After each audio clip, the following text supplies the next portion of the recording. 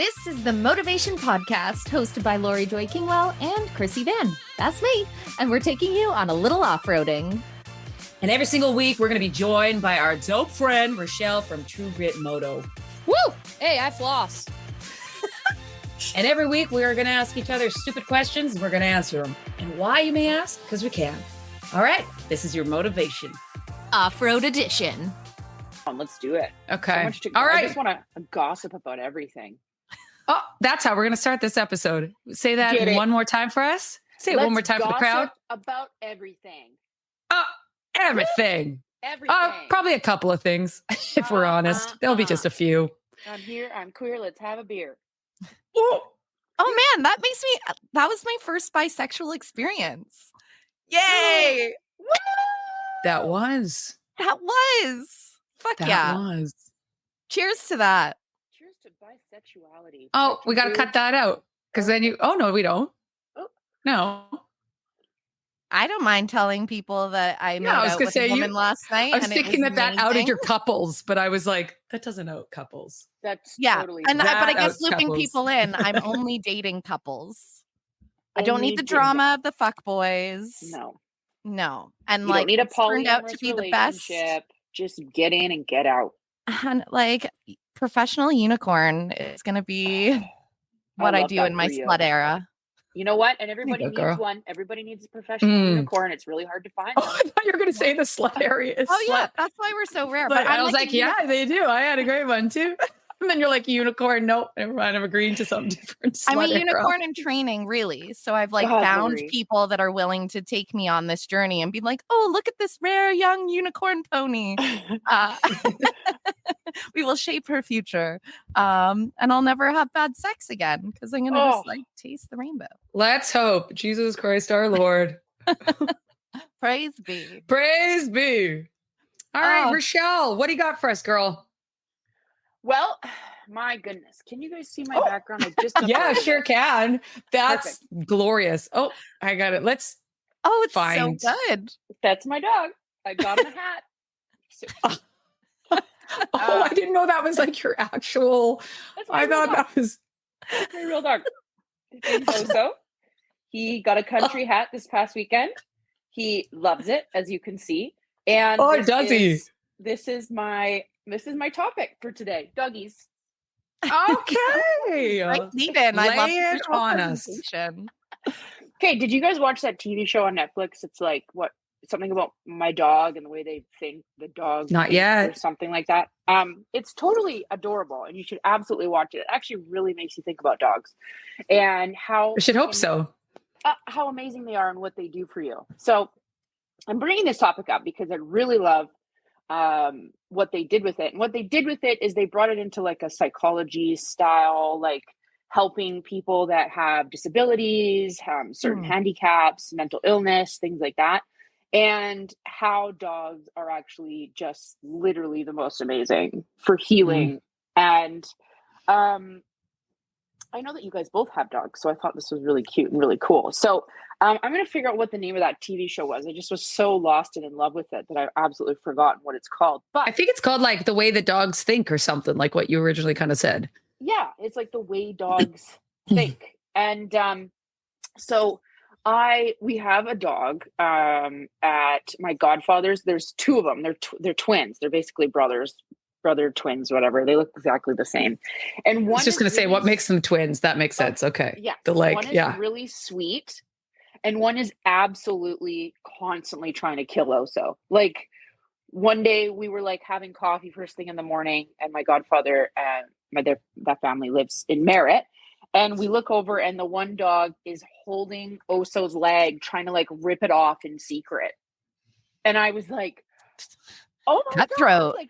We run over and the other one's just looking, watching. And you can totally see that this one dog is sadistically trying to murder Oso quietly. And Oso's quiet. He's so quiet, not saying anything, not doing anything. And I just was thinking how this one show showed how in-depth dogs are and how much they think and how much they care. And I thought, what about the ones that maybe Don't. On the kind side. Like, how do you know when you get a puppy and you're like, is he going to kill us? So back when I had my dog Miko, there was these 2 Presa Canarios that literally ate their owner in the apartment. And so, like, was the owner coming? Was the owner dead already, or did they kill them and then eat them? They reverted from their like. I from what I heard, the owner had kept them in the apartment and used them for like attack dogs, basically. Oh, he deserved to go. Yeah, he deserved to go. See ya, brother. And instead of attacking a stranger, they had nobody. I'm not sure what full situation is, but they attacked the human. And they want to high five those dogs. This guy. Totally. And then Presa Canarios were like banned from agility, from a lot of vet clinics. You had to like muzzle them consistently. Like the dog itself became this like horror show, very much similar to a pit bull. Like a pariah kind of thing in the dog community. And my question is to this is, do you guys think it's the human or do you guys think it's the dog?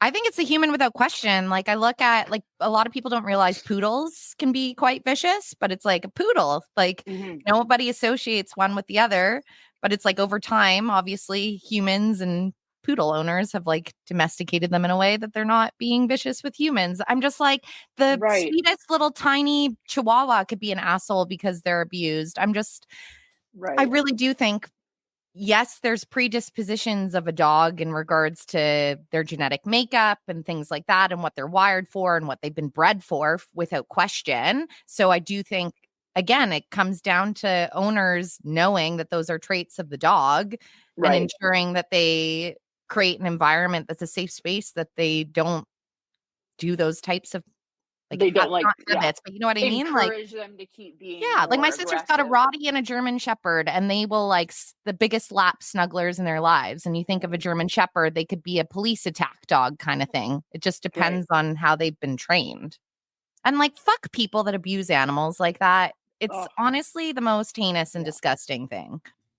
Yeah, I'm glad. I want to just say that we've really kicked off the first off-road on animal abuse, nature, nurture, because nothing really.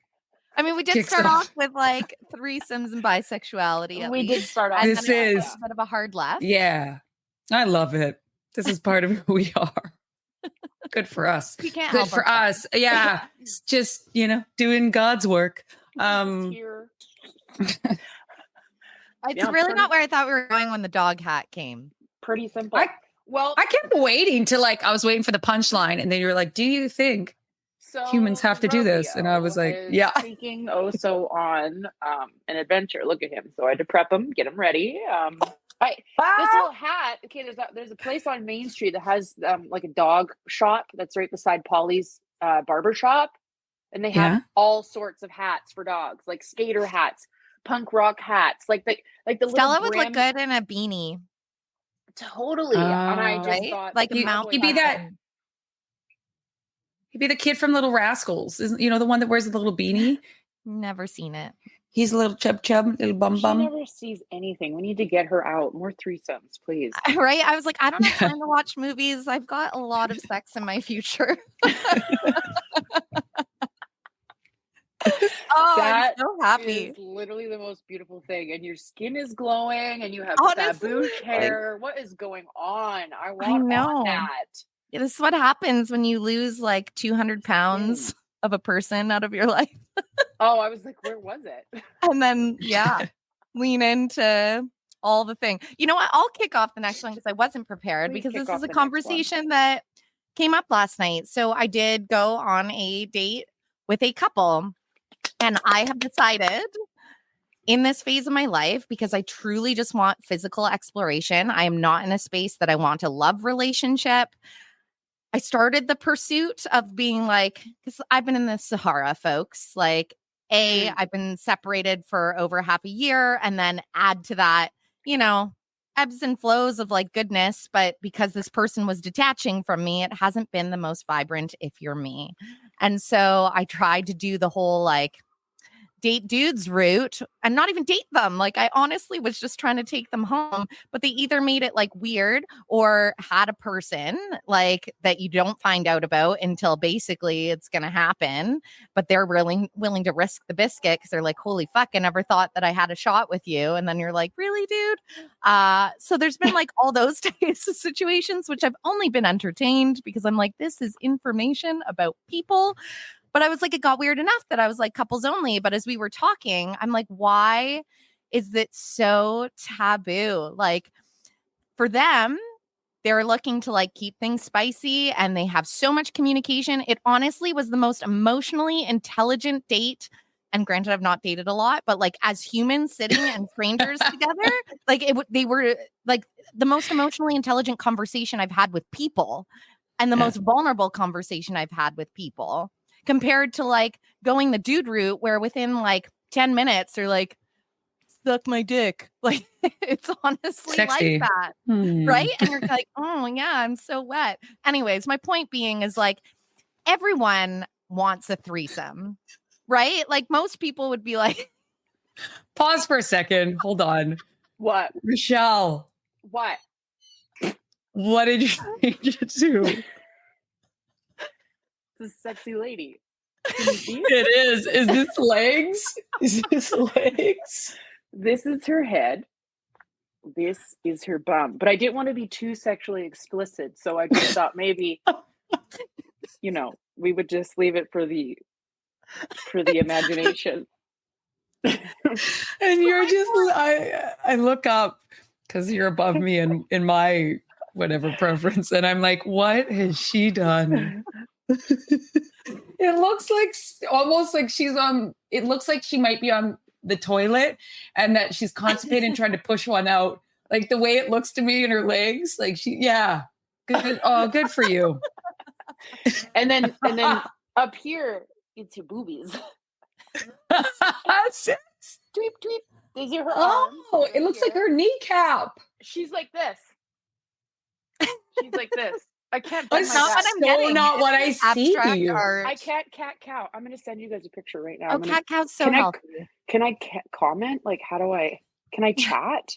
Maybe. Yeah, sure. Can you send it? Do I send a video? Like, okay, here, I'm just going to send it to you guys. Okay. Just give me a second. Yeah. I need you guys to see what's happening here. So you're not like too, It looks like her legs or her head's kind of between her legs, and that we're seeing the like front of her legs, emerging. Like her kneecaps. You guys are gonna die. See, mine's like as if she's. We can't see. Are you ready for this? You're welcome. I was born ready. Yeah, I've sent it. Oh, never felt more ready. Oh, that's not at all what I see. No, not even a little bit. Oh, that's her back. I thought that was the top of her head that I'm seeing, and no. the back. This. Like, sorry. Zoom into the face. I don't even know how. Okay, ready? Richelle, it's your face. You put your face on it. My ex-girlfriend Krista has like a serious love for doing this to me constantly. This is fantastic. Keep her around for life. She is unicorn. Like she knows, she gets it. Oh, nice. And so I thought about it and I was like, oh my God, I got to update here. How do I? Oh, here we go. Okay. Like she unicorns with couples. It circles back my land. Totally. And she's what's the word for it? Like an avid sex worker, basically. Oh, tell me more. Not quite the profession. I'm just unicorning for free. What an idiot. Okay. Yeah, you are.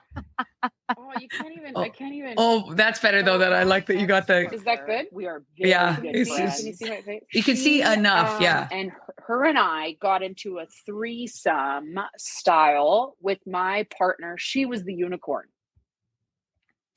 Total fail. Your ex was the unicorn. Nope. This you one, had okay, so I had an ex-girlfriend and then we brought this girl in that made me this picture in the background. Gotcha. And it was a unicorn fail because she fell in love with me. I was still with my as we ex, all do. And my ex fell in love with the one that made this photo. So Ooh. Proper triangle.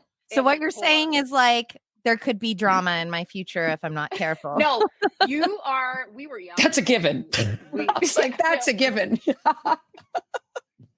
It's definitely worth the risk it for the biscuit. Yes. But anything's worth risk for drama. Well, and I also feel like the couple, like you really have to vet their dynamic, right? And anything can happen. But I was just like, even for me, I was like, I will not join. I'm a newbie, but I not refuse because I was like, good for you. Like even my profile is like, yay for getting out there. But also I was like, I won't join other newbies because there's too much to be sorted in their dynamic. Like they need to be super safe and established and know what's up and what they want. But my whole point of it, they got to have such good boundaries. Yeah. And they got to know. But my whole point of it is like, for the most part, if you ask people a fantasy, like a threesome is a hot thing that people think about in their mind. But if I were to go around town telling people I'm only dating couples or doing threesomes, because for me that works, mainly because I don't want to hurt other people. And I also like don't want to deal with fuckboys that have like a constant parade. There would be judgment there. Would there? There would. Oh, without question. Even like I've told people in my hometown, I was like, yeah, I'm going on a date with a couple. And they're like, oh my God. And then they're like, are you going to like touch the woman? I was like, have you seen our bodies? Oh my like, God. Of course I'm going to fucking touch the woman. 1920s? Like, yes, Richelle, they are. Laurie can probably relate to this. If I went to North Battleford and had made out with a couple on the street, it probably wouldn't go over well. Right. Got you. They were to come the pitchforks. No, they would have been like, but actually, our town to my profile. Our town would just laugh more or less. Like they're more be like, what the fuck is that? They would laugh about it, right? They wouldn't be like, oh, tut tut tut. They would be more about like our town's more of like, let's make a joke out of it. But the reality of it is like, obviously it's very different, I think, in the cities, just because there's more exposure to like all the things. So anytime you go closer to like the town aspect, they're just, outside of obviously they have the internet no different than anybody else, but the dynamics are more within the box of frame of mind sort of thing, right? To your point, not to cut you off, but with the internet working, I guarantee you that if we were to look at how many searches there are on Pornhub for threesomes in those little towns, it's probably massive compared to here because we're actually having them. And for them, it's just a fantasy. They wish. Well, but a lot of people aren't like, even in the city, even though you're more there's not a lot. Like if you really talk to like all of our friends, the ratio of friends that are actually doing it aren't that many. I think it should be. I think there's like such an untapped fun market in it, but it's also one of those things like, it's not that far off. It's just becoming less taboo, even though it still is to some extent. But like you think of even like when you heard 10 years ago about people doing swinging, it was like, what? People actually do that shit? Like that was where I came from anyways, was like, whoa, that even though you knew it happened, it felt so far off.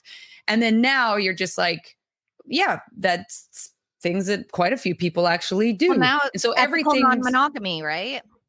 We're making it safer. It's safer. Where you live. We like this. Very sexy stuff. When you say safer, I want to know what do you mean by safer? Was it unsafe? Or people like, oh, I'll punch you in the tit if I see that shit? It's just that some relationships bring a third person in because they have problems, and that's not safe. Yeah. Yes. So now, Laurie. Woo! So now, safe with people in the back. Yeah, people are being more honest. People are being more like open about what's happening for them. And people get into relationships like Krissy, for example. You have gone through a breakup from like years of being in a relationship. You as a person could go in as a unicorn with trauma, and you could totally fuck that person's relationship up hard because you might be like unloading. Totally. But because you're doing it in a safe way where you've got good boundaries, you understand where you are, you've gone through some hurt and you've dealt with that in a way that isn't unloading, that means that you're like making that type of environment more healthy, more safe, and more acceptable, and therefore it's just another success. And it hasn't always been that way. So well said. Yeah. Also, it's like cheating. It's basically cheating if you do it the other way, because then people are just like, so a lot of people are like, I can't be honest. I'm starting to really like the third person that's in here. And then it gets weird, and I don't know. There's so much. It didn't start off on solid ground and footing. And so if there's anything that it's not like you can come back to this baseline of like honesty, healthy dynamics and all those things. So it's like, if there's even the slightest bit of like, a crack, that crack's going to likely become quite large with that other person coming in. Also, as you were saying, that very beautiful sentiment, and I noticed behind you, we got a newbie, and I loved it because it's you, photoshopped you on the most incredible American pinup, like amateur pinup gal in front of her goddamn flag saying, come on over here if you want a good time, bitches. I thought, put it up because the election's here, and I thought, let's go, baby. All right. Let's do this, baby. It's trip time. Woo! And I got pearls on. Okay. I haven't watched any of the debates, but I've heard some of them are pretty. Last night, Trump, she calls him out. Yeah, I've been to this, I've been to that. They all say that you're going to put everybody into recession. He goes, that's just something you had to say. Anyway, he's so good though at deflection. Like he's a master deflector and avoider. Like it's so funny. And then everyone's like, yeah, man, you tell her. You tell her good. You tell her good. Krissy, what are the boards? Like a prompt board or like a teleprompter? Teleprompter. He goes, yeah, that was just up on the teleprompter. She just said that. Anyway, so then I went to the college, and the professors there say that I'm the winner. And she was just like, where's your facts, man? Like, I went to the college. Also, number one, it's like I went to the college and the professors. He's just like that line alone is so insane. I went to the, I went to the barber shop, and there was a smart guy there, and that smart guy said that I'm very smart. And so you heard it here, smart. I'm smart. The funny thing is that what's the lady's name? I can't remember. Kamala. So she said that she had gone to this college, and she had been like, I went there, and the economy and the professors or whatever, the professional, they were going through everything that has to do with what Donald Trump is launching. And they say that you're going to put America into a recession. And his response was, well, you're just talking off a teleprompter. I went to that college and I talked to those professors, and they said that I'm a fucking winner. Like that was his deflection. And I was just like, what is this? It's just like kids, like just. I know you are, but what am I? Yeah. The crowd just probably went wild too. They probably were just like up from their seats. Ah, yes, you crushed her. You crushed her, Trump. Nailed it. Yeah, look at her. You crushed her. Look at her. She's so embarrassed. They're like this. He's like, wow. And you're like, what? When you hear of like heart disease, like, being one of the number one cause, and you're like, why hasn't it come for that man? Yeah, well, they tried to shoot him. I'm like, you hired that guy, Trump. You hired somebody to fake shoot you with a BB gun, you big baby. That's the security guard. They had the shortest security guard at the front. And then I'm like, he's an 80-year-old out of shape man, and he managed to like wrestle his way out of 5 of his security, trying to keep him down enough to put his head above and his arm above. Yes. Oh my God. What a hero. What a goddamn hero. Shot him in the ear. How is he? And they tuck their heads even at one point. I was like, why are you tucking your head? Like, you need to, all of this is just so weird. But that's the world we live in. God love it. God love it. So that's why I put that picture up. Well, good for you. That was a great segue. Thank you. Also, I love the high lace at the front. It's another masterpiece by Krista. Three-way Krista.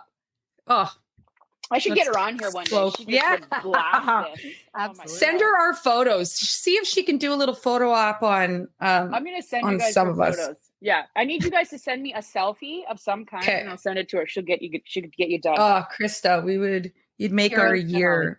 We love her. We love her. All right, I got a question, you guys. Hit it. Do you remember? I think it's because there's like everything. The late 90s, early 2000s is coming full force back, in like the music, the dress, everything. Right? That's where we're at. We're now vintage. Oh yeah. Our generation is fully come back, which is how it works. It's like every 20 years. I love it. And what also has come back, which is a little bit strange, is like the breakup of Bennifer. J-Lo. That's back? It's back. And so it was such a... Oh, boy. Yeah. And they're doing the thing that I find interesting, and everyone's kind of falling for it again, is how they're like, how they full on are just villainizing her again as like drama, drama queen. She's just a mean, nasty, grumpy bitch. And like, I know even in her documentary a few years ago, she like essentially like painted how they had done that to her back in the 2000s of like, it's like this powerful Latina woman. And it was like created this whole idea of who she was. And she was just like, and I'm not saying she probably doesn't have moments, but like, I'm sorry if I got that much backlash from society and everything growing up in that,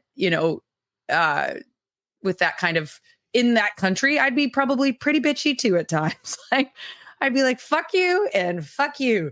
But it's crazy to watch this, like the breakup of them happening as a 20. And by the way, when I say watch this happened, I Googled this morning. To be honest, this whole time I was like, this is surprising that she's this invested in Bennifer. Like it's because when I Googled it this morning and I was like, oh, right, I forgot that. It made this train of thought go down the fucking tracks of like how kind of weird this is, like literally being back in the 2000s with everything else. But then I was like, the more than anything, I was like, man, they even have this. They even fucking just recycled the whole dialogue of she's the bitch, poor Ben, blah, blah, blah, blah, blah. And I was like, he's no fucking like fun times dude. Like he's a gambling alcoholic. Yeah. And he fucking walks around looking all like he's got dragged out of the gutter a week ago. And somehow J-Lo, who's like fucking making moves, is she's the fucking culprit. And I was just like, how are we doing this again? And everyone's like, take on this. Let's hear I always feel like, especially at that level, like every single one of them have robust public relations teams. Right. So even when there's drama in the ecosystem, I like to play a game, follow the money. And I haven't looked into either party, but I would guess that probably one of them are going to have a new release of music or a new movie or something like that, because you'll notice there's parallels of like the machines get fed, right? And they get fed by very high paid teams. So when like celebrities have very public drama that people love to hit threads and talk about, and it starts to perpetuate from there, I'm kind of like, well, it's probably strategy. That's do you mean their breakup is strategy? Oh, for sure. All those things get handled through all these types of, there could be like authenticity in the relationship, but in regards to how stories get fed and stuff like that, I'm just kind of like, crisis PR is a thing. Have you guys watched the TV show The Perfect Couple? Have you watched it yet? No. Oh no, I'm going to start it soon though. Okay, it's that what Krissy's talking about is in there. Yeah. It's 100% a thing. We used to play a game when I worked in the newsroom. We'd be like, follow the money, and then like guess what it's going to be. And then sure enough, they're like dropping new album. Like J-Lo's probably going to be like revitalizing all my previous hits with new musical interlude guests, like Timbaland in the house. I don't know. And sometimes though, so here's my question. Are you saying then that the breakup is to create the attention, or they're banking off of the breakup? I mean, I don't know. So it could be either or. I thought you were, gotcha. I thought you were saying like, I think the breakup is because and or. Oh yeah. Well, here's the thing. The teams are always going, it's kind of like the government. Anything that happens in real time, like COVID or anything, like natural disasters, that is their job to twist it and work it in their benefit and make it look like they're doing a favor for you. That kind of shit is that same world. Anything that happens, that's why PR exists. So like, of course, they're going to spin it in some digression that works for them in some capacity, right? Whether that's Ben's teams, J-Lo's team, collaborative, even when the narratives are like not positive, if that makes sense. You know what I mean? And Like I do. So I guess I just think when I go back to that documentary of her experience of that time, that's what leads me to being like, I don't think it's necessarily her narrative. She'll work it maybe because when she's got the attention, her team would be like, drop an album, the spotlight's on you without a doubt. But the narrative that she is this, I am led to believe that that's not the narrative that she wants to continue to push, because she spoke in this documentary at length of like how like in some ways it pushed you harder to a certain extent, but essentially of like, as I could imagine, you're still a human being, of like how just like defeating that constantly felt when you were like overcoming shit and pushing through. And then they found the next way to make that your villainized move, which you were like, I'm just trying to fucking do me, and better me. So that's going back to that is why I'm like, man, to recycle that same narrative, especially where we are, because we look back at the 2000s and the things that they would do to women, like Britney Spears when the Justin Timberlake and her broke up, and the way that they like villainized her and Timberlake. Did you say Timberlake or Timberland? Yeah, Timberland, Justin Timberlake. I'm my mother. When our moms like say it, they say it just enough wrong that you're like, that's not fucking it, man.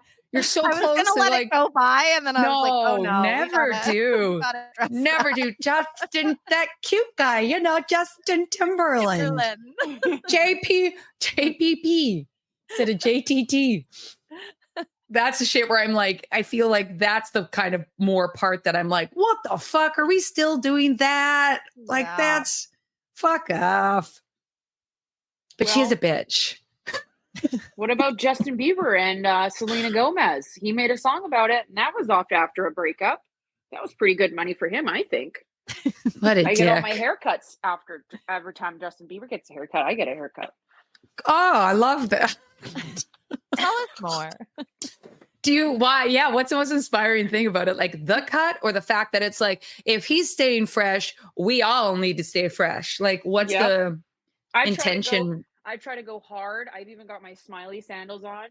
Justin Bieber inspired. Okay. I did not know this about you. Did you see when Laurie tried out the Justin Bieber Vespa at the Moto show? What? There was a Bieber Vespa? Yes. No? Yes. Okay. Yes. We need to buy it for you. Let's start a GoFundMe. Richelle to get the Justin Bieber.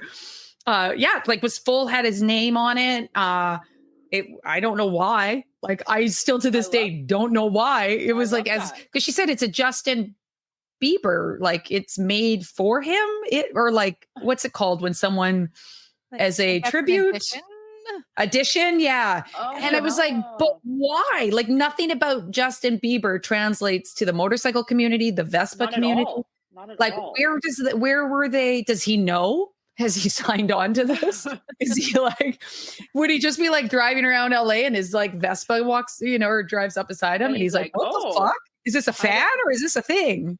This is a thing, I guess. I mean, it's like the Timbits, maybe. Like, he's just like, wherever I can put my name, I'll do it. Maybe I don't think, is Vespa Canadian? No, it's Italian. Am I right? Yeah. So that makes no sense. It's true. I have to ask the real question though, Richelle. Yeah. Which Justin Bieber era haircut was was it like the side swept bang that was the highlight for you? Like, what was the one where you were like, yeah, babe, this is the move? Yeah. Yeah. I think early, like 2000, like 11 was pretty good. When it was like very, calm and like a nice loose fade, nothing crazy. Like, I'm fucking with you guys. I don't follow Justin Bieber's haircut. What? You're embarrassed now because you've let something out. Oh no. Okay. We're not going to do that here today. Cover our tracks, because suddenly you've realized you're too deep. If there's not a photo behind you of you with that haircut next time that you join us, I am going to be severely disappointed. All right, guys, that's my alarm. Okay. Love you guys. Love you. Later, Gators. Have an amazing day. You just went off-roading with the Motovation Podcast, hosted by Laurie Joy Kingwell and myself, Krissy Vann. And of course, a special thank you to Richelle from True Grit Moto. Whoop, pause it. Never miss an episode by hitting like or subscribe. Connect with us on Instagram at Motovation Podcast and visit our website at themotovation.com. And in the meantime, full tanks, full throttle. I think this is good though. It's like healthy, you know, like people will be like, oh my God, I don't floss. Oh, it's going to be so hard not to laugh to get through this intro.